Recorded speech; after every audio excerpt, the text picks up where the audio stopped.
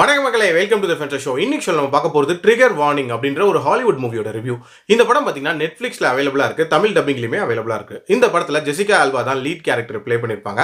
இந்த படம் ஒரு ரிவெஞ்ச் ஆக்ஷன் த்ரில்லர் மூவி. அதாவது தன்னோட தந்தையோட மறைவுக்கு காரணமானவங்களை பழி வாங்குறதுக்காக ஒரு பெண் களமிறங்குறா அப்படின்ற மாதிரியான தீமில் தான் இந்த கதை நகருது.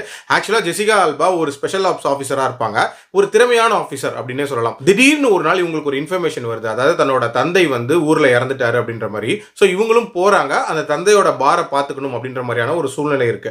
ஆனா இவங்களுக்கு தன்னோட தந்தையோட இறப்புக்கு பின்னாடி ஏதோ மர்மம் இருக்கு அப்படின்ற மாதிரி சந்தேகம் வருது.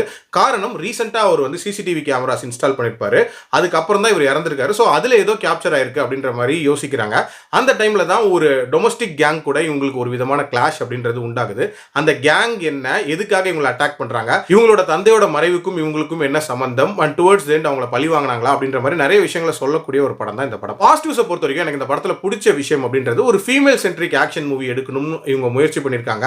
அதை ப்ராப்பரா ஜஸ்டிஃபையும் பண்ணியிருக்காங்க. ஏன்னா நிறைய இடங்கள்ல சொதப்புறதுக்கான சான்சஸுமே இருக்கு, பட் இதுல ரொம்ப கிளீனாவே அதை கொடுத்துருக்காங்க அப்படின்னே சொல்லலாம். அதுக்கேற்ற மாதிரி ஜெசிகாவோட கேரக்டர் டிசைனுமே இருக்கும். அதாவது இவங்க ஒரே ஆளா இந்த கேங்கை சமாளிப்பாங்க அப்படின்றத நம்மளை நம்ப வைக்கிற மாதிரியான காட்சிகள் அப்படின்றதுமே இந்த படத்தில் இருக்கும். ஃபார் எக்ஸாம்பிள் ஃபர்ஸ்ட் சீன்லேயே பார்த்தீங்கன்னா டெரரிஸ்ட் கேங்கை வந்து இவங்க வந்து அட்டாக் பண்ணுற மாதிரியான சீக்வன்சஸ் இருக்கும்.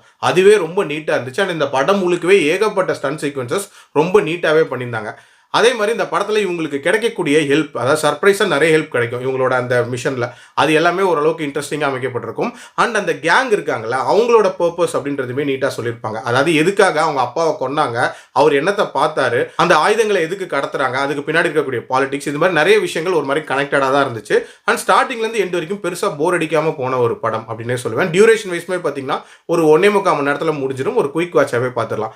பட் பிரச்சனை அப்படின்னு பார்த்தீங்கன்னா இந்த படத்தில் எதிர்பாராத ட்விஸ்ட் அண்ட் டர்ன்ஸ் அப்படின்ற மாதிரிலாம் பெருசாக இருக்கவே இருக்காது. இன்ஃபேக்ட் ஒரு சில விஷயங்கள் ட்ரை பண்ணியிருக்காங்க, அதுவுமே கொஞ்சம் ப்ரெடிக்டபிளாக தான் இருக்கும். அதாவது இவர் தான் இதுக்கெல்லாம் காரணமாக இருப்பார் அப்படின்றத நம்ம முன்னாடியே ப்ரெடிக்ட் பண்ணிடலாம். ஒரு ரொட்டீன் ரிவெஞ்ச் த்ரில்லருக்கான டெம்ப்ளேட் படி தான் போகும். ஸோ புதுமை அப்படின்றது இன்னும் கொஞ்சம் பண்ணியிருந்திருக்கலாம். மற்றபடி இந்த படம் ஒரு டீசென்டான அட்டெம்ப்ட் தான். என்னோட ரேட்டிங் இந்த படத்துக்கு 3.2 out of 5.